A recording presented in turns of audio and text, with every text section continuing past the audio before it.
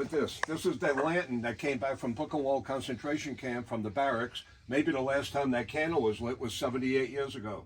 This is every armband from the Warsaw Ghetto. And if you were lucky enough to wear one of these armbands and work in a factory and make parts and ammunition for the Germans, you probably would have survived the war. Look at the ice pick from Dachau. I wasn't expecting to get the picture.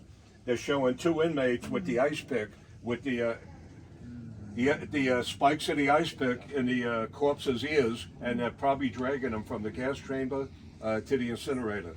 These are 100% original Holocaust uniforms. I paid over $3,000 for each one. If I didn't buy it, some other museum would have bought it. This one here is from Sobor concentration camp in Poland, Auschwitz, Buchenwald, Dachau. After World War II, all this stuff was it was buried, it was burnt. The German people really didn't want the world to know what happened, but it was too big of a thing to hide. Yeah, you guys can move up if you want. You guys can start sliding over here. You guys, yeah, just move up. This is pretty interesting stuff here. I'm going to show you stuff other museums won't even allow. He's going to be standing over here, so I'm going to just back up just a little bit.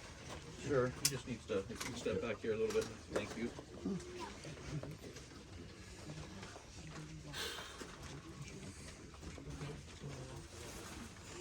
Okay, let me explain this the best I can. I cut this picture out of one of my history books years ago. See all the old ladies, the crippled people, the young kids, the old men on the right side? Those are the ones the Germans want nothing to do with. All they want to do is just get rid of them. They're useless to them. And that's exactly what they tried to do.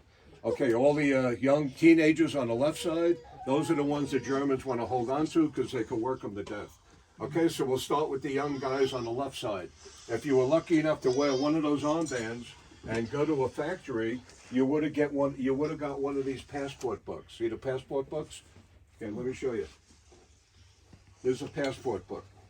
See, that's what it looks like. Yeah, see? Okay, see the stamp? It's half on the picture and half on the paper. See the stamp? So you can't change the picture. Yeah, see that? See, all the stamps are on the half on the picture. Okay, look at this. I got the stamp.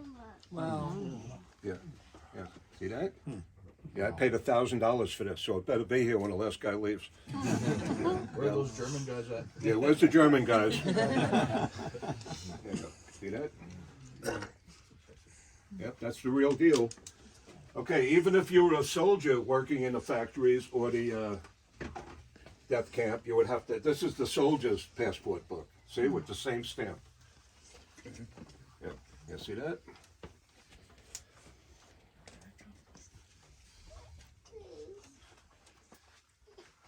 Okay, so that takes care of that.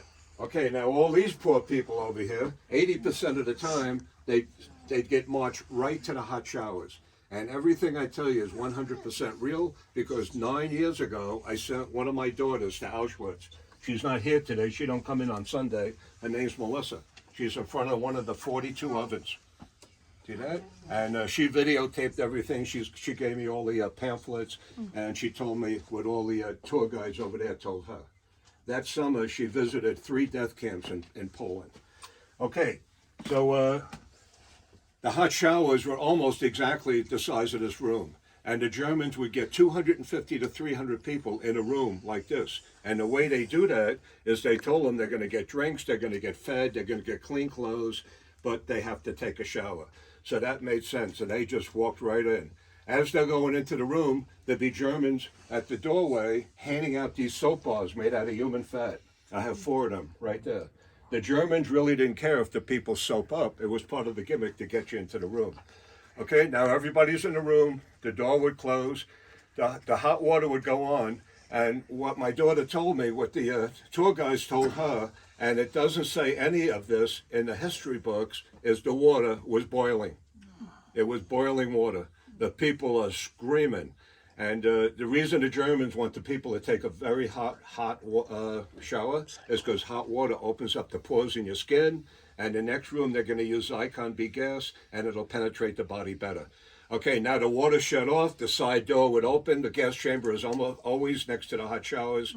On top of the roof in the gas chambers, every 12 to 14 feet, there'd be a 6 to 7 inch round cast iron pipe going through the roof. There'd be Germans up on the roof with gas masks. They'd be opening up the Zyklon B gas canisters and dumping the white pellets through the pipe. As soon as those white pellets hit the atmosphere, they vaporize, and 2 minutes after you breathe that, either cardiac arrest, that means your heart stops, or your lungs collapse. In these 3 cabinets, 1, 2, 3, I have 58 cans of unopened Zyklon B gas dated 1943. You see? See that? This is the real deal.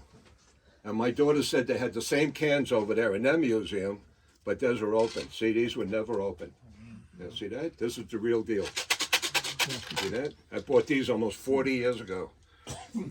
$50 a can I paid, and I thought that was a ripoff. Okay? Justin, tell them what these cans go for on eBay, if you could even find one. Yeah, if you could even find them, about $3,000 a can, unopened. Holy moly! Does this say gift gas? Yeah, yeah. That's the real deal. Yeah. Want me to open it? You don't believe me? No, I just heard Okay. that name. Okay. Gift If you don't gas? believe us. Yeah, it stands for poison gas in German. Oh, Yeah, okay. yeah. Where's the German guys? They can read that. The irony is it was actually Right? developed by a Jewish Gift man. gas, poison gas. Yeah. See, there you No, go. it's a special right. It's a designed Okay, to now you got 250 to 300 people laying on top of each other. They're all dead. Now the Germans are too proud to go in there and pull the bodies out, so they got these teenagers that they from the choosing ramp that they use as slaves, and they gave them these claws. The serial number is 324. See, 324. See that? This is called the claw. I got 2 of them. The other ones are back of me on the second shelf. Okay, so they go in there, they grab the body by the wrist to the ankle. See, this locks, it just locked. They pull the body out of the gas chamber.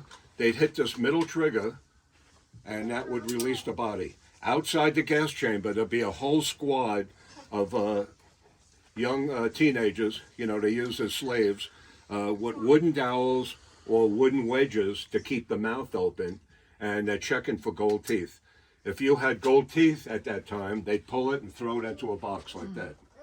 Okay, after that, you go on a push cart, a wheelbarrow, or a rail system. That picture's from Auschwitz.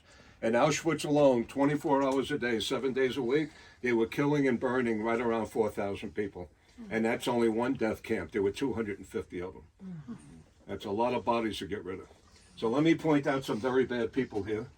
Okay, this guy here, Hermann Göring, he was Hitler's right-hand man. He was in charge of the Luftwaffe. They did catch him, but he got a hold of cyanide and killed himself before they could hang him. Next guy, Joseph Goebbels, very bad person.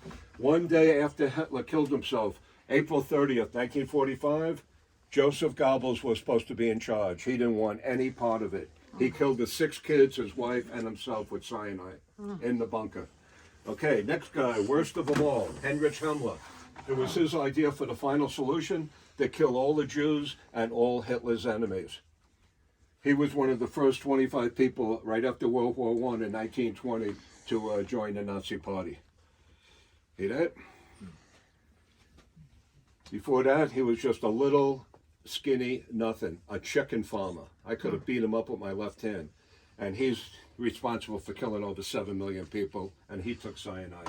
You want to see the cyanide now that they took? Yes. Of course you do. Keep your mouth open. Okay, and see that? It says SS in the front. You can hardly read it. Okay, so anyway, they keep these little brass canisters somewhere hidden in their uniform. If they think they're going to get captured, tortured, don't want to give out any military information, they'd open this up, they'd bite the glass vial, and it foams up your saliva, and within 2 minutes you're dead. Watch how perfect this comes out. If you got a video, take a video of this. You'll never see this again. Yeah, see that? It's about an inch long. Yeah, that's the real deal. Look how perfect. You ready?